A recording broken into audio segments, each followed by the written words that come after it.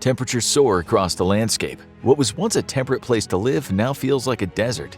Nothing will grow, there isn't enough water to drink, and entire ecosystems collapse. In some parts of the world, this scenario is playing out right before our eyes. And what might surprise you is that you may live in an area that will suffer a water shortage in the near future. What will happen? Where will you go? Unfortunately, the answers to these questions are going to be hard to hear. Currently, in the United States, there is one major water source that is quickly drying up. This will impact millions of people and could lead to mass migrations away from certain parts of the U.S. Entire cities might become ghost towns. Those who don't leave risk dying of starvation or dehydration. But this isn't a problem unique to the United States. There are locations around the world already suffering from water scarcity. The sad part is that a lot of the suffering that's happening and the misery to come could be prevented. There's plenty of water on this planet for everyone. However, the unequal distribution of this vital resource is causing a lack of fresh water for many. Instead of allowing rivers to flow naturally and lakes to replenish themselves, we're pouring the waters into cities and allowing companies to pollute them for manufacturing, irrigation of non-essential crops, and maintenance of water-intensive vegetation. The other problem leading to water shortages around the globe is human-caused climate change. This is exacerbating the water scarcity issues by causing prolonged droughts and higher temperatures. The perfect storm of negative impacts on our water systems is leading to a grim future where billions of people may live in places where access to fresh, clean water is not guaranteed. So, where don't you want to live in the future in case of a water shortage? Let's find out.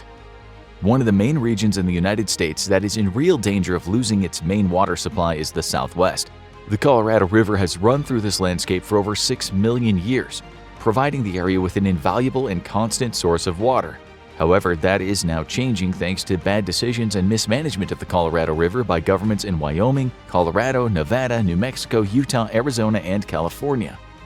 The 1922 Colorado River Compact allowed these states to divert a certain percentage of water from the Colorado in order to provide water to their growing populations. Even before the compact was completed, hydrologists and other scientists warned about the dangers of siphoning water from the river, but these warnings were ignored. What's even worse, the amount of water that the southernmost states needed to support their cities was greatly underestimated, and as populations exploded, certain states massively overshot their allotment of water. This obviously began to drain the river, just like scientists warned, yet economic growth outweighed the long-term impact on the environment, and even today, Arizona, Nevada, and California are still taking more water out of the Colorado River than the compact is allowing for. Even worse, no one is holding them accountable as this precious resource is literally being bled dry. The main problem with the Colorado River Compact is that no one could have predicted how quickly the western United States' economy, agricultural sector, and population would grow. This meant that there was not enough data to properly calculate the amount of water necessary to sustain growth while also preserving the river itself. This miscalculation could lead to the southwestern United States being a hazardous place to live in the future. Its two biggest reservoirs fed by the Colorado River are now in danger of running dry. Both Lake Mead and Lake Powell have lost huge amounts of water. Images taken of Lake Mead by NASA satellites clearly show just how serious the problem is. Major cities like Phoenix, Arizona, Las Vegas, Nevada, and St. George, Utah all rely heavily on the waters of the Colorado. However, large and small towns and rural areas also pull huge amounts of water from the river for various reasons, such as for livestock farms, golf course maintenance, and industrial production. Right now, living in populated areas in this part of the United States is like rolling the dice. Maybe the government will fix the overuse of water from the Colorado, maybe it won't. Either way, it might be too late, and severe water shortages could be just around the corner. The other problem is that the water from the Colorado is also being siphoned to irrigate around 3.5 million acres of cropland. So when the river dries up, not only will there be a water shortage but a food shortage as well. This is just another reason why the drier regions of the southwestern United States are not someplace you'll want to live in the future. And the crazy thing is that Phoenix, Arizona is one of the fastest growing cities in all the United States. Water consumption will increase as more and more people pour into the city. There's no way that the increasing population can be sustainable at current water consumption levels. Something will have to give. Either stricter regulations will need to be put on the use of water from the Colorado River, or cities like Phoenix will collapse from lack of water. If things don't change, the southwestern United States is probably a place you don't want to live in the future if there are water shortages. Temperatures can rise well over 100 degrees, and many towns and cities literally sit in the middle of deserts. Even still, there are actually places further downstream that could be even worse off. The Colorado River starts in the Rocky Mountains of Colorado and flows all the way to the Gulf of California. It's here that the Colorado River Delta is located in Mexico. The Colorado River Delta used to be a healthy ecological region full of diverse plant and animal life. It was a wonderful place to live as the waters of the Colorado constantly flowed through the region, and the mix of fresh and salt water just off the coast made the aquatic life there abundant. However, living in the Colorado River Basin today is a different story. Due to the overuse of the Colorado River by the southwestern United States, only a fraction of the water that once poured into the Gulf of California reaches the river's delta region. This means that anyone living in this area is also experiencing water shortages. Not only that, but the water that does end up making it all the way to Mexico is often polluted by runoff from U.S. farms and factories.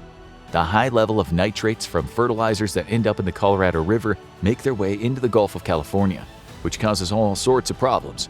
Firstly, they make the water dangerous to drink for the people who rely on it in the Colorado Delta region. Secondly, the nitrates cause algae blooms to grow out of control, which suffocates the aquatic ecosystems and kills many of the plants and animals that would normally thrive there. Living in the desert without access to water from the Colorado is definitely going to be a problem in the future. However, if we continue to allow the United States farms and industries to put pollutants into the river that eventually flows through Mexico and out into the ocean, living anywhere along the Colorado River Delta will also not be an option. It's terrible that people who have relied on the Colorado River for hundreds or even thousands of years in Mexico now only receive polluted water from the United States as their main source of fresh water. Environmentalists have been trying to manage this problem for several decades, and certain regions of the Colorado River Delta are being protected.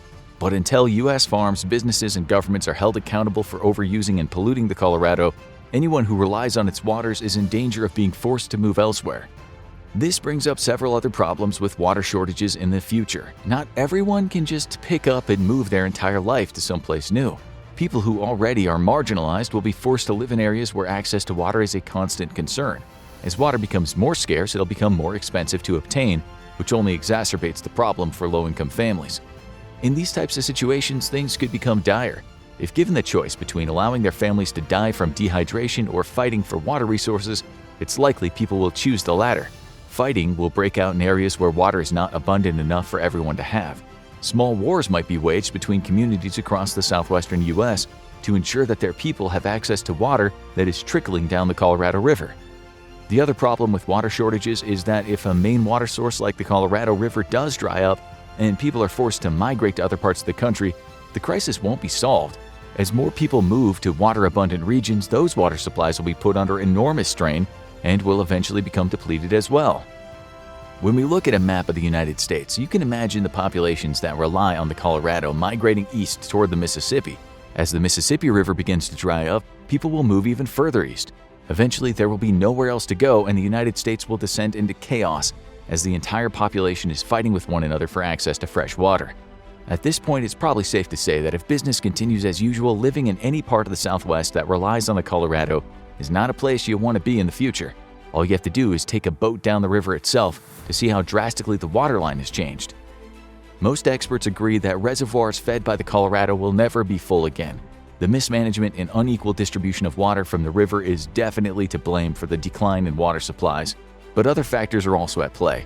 Unfortunately, these are human-caused problems that could have been prevented, although it's likely too late to reverse the damage in any meaningful way.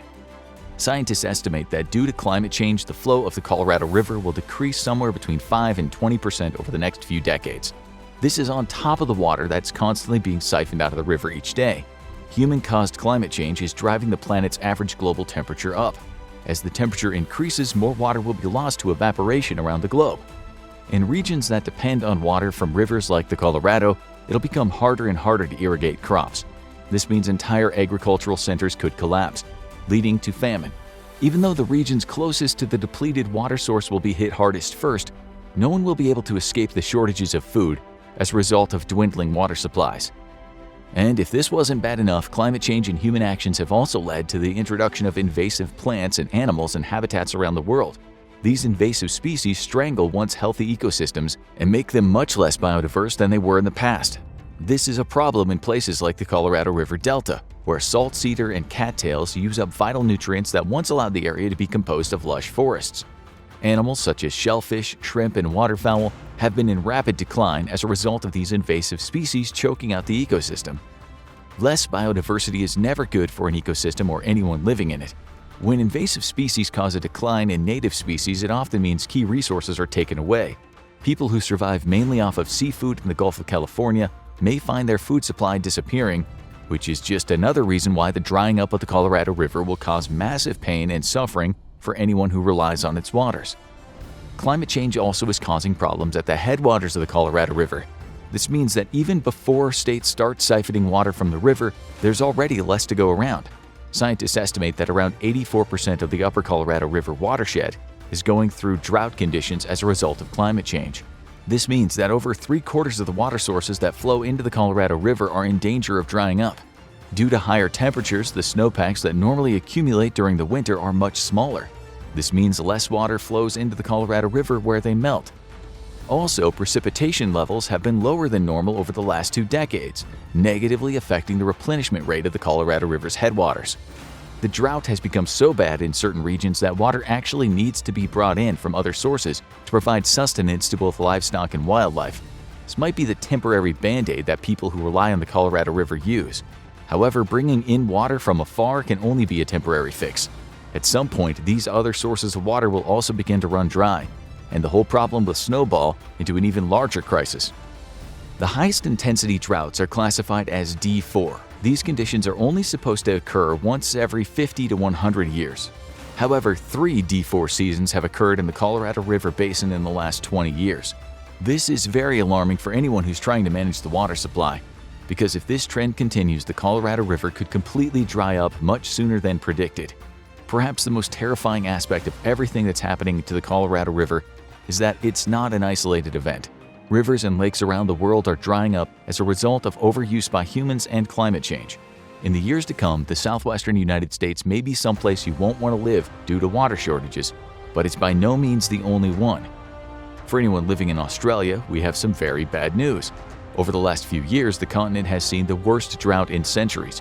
Rain refuses to fall, and the country has literally been set on fire. Like most ecosystems, fires are a natural process that an environment has to go through to remain healthy. However, these wildfires are completely out of control and devastate a huge number of plants, animals, and people. Things have gotten so bad in Australia in terms of water shortages that cities like Perth are investing heavily into desalination plants to remove salt from seawater. This will provide much-needed fresh water for its residents, but like many steps to curb the loss of water supplies, it may be too late. As global climates change, weather patterns will also change. This means that areas that once relied on annual rainy seasons may not experience the phenomena with the same intensity as before. Freshwater supplies may never be fully replenished, and countries around the world will have to invest in desalination like Perth. This technology is expensive and by no means the best solution to the water crisis problem, but at this point we've backed ourselves into a corner, and in Australia it may be the only option. The Aral Sea used to be a vast water resource for the peoples of Kazakhstan and Uzbekistan. Unfortunately, this once precious water source has been devastated by the selfish practices of the Soviet Union and its successor, Russia. The Aral Sea is not a sea at all. It was once one of the largest freshwater lakes in the world. In the last 30 years, over 60% of the water from the Aral Sea has been lost. This started in the 1960s when the former Soviet Union decided that growing cotton or white gold was more important than maintaining the rivers that fed the Aral Sea. They diverted the waters from the Amu Darya River and the Syr Darya River to irrigate the desert in order to grow cotton plants along with melons, rice, and cereals. Obviously, growing anything in a desert is difficult due to the fact that it's a desert. But this didn't stop the Soviets from trying. For a while in the 1980s, Uzbekistan was the largest producer of cotton in the world. But the good times wouldn't last. As the water sources were abused and siphoned off, the rivers and the Aral Sea dried up. What was once the main source of fresh water in the region, along with an abundant source of fish, is now only a shadow of what it once was. Currently and in the future, the areas around the Aral Sea are definitely places that you won't want to live due to water shortages. Before long, whatever's left of the fresh water in the region could dry up. There will be no food or water to irrigate crops. Famine will break out, and since much of the region is desert, finding a new water source will be impossible.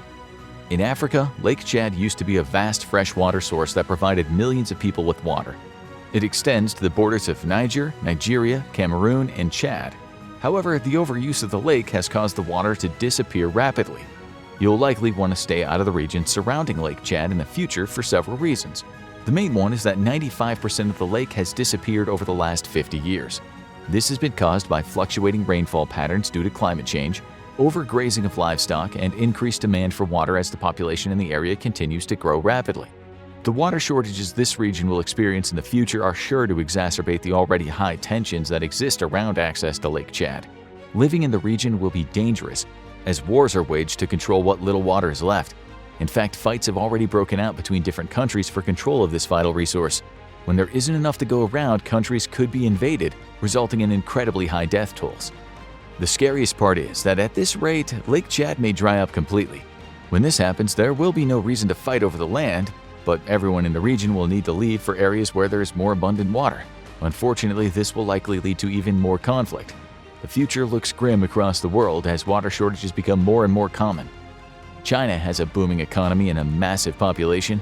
This means there's a huge need for water in order to sustain huge amounts of agriculture, keep industries moving, and for citizens to consume. This has put enormous strains on the water sources such as the Yangtze River.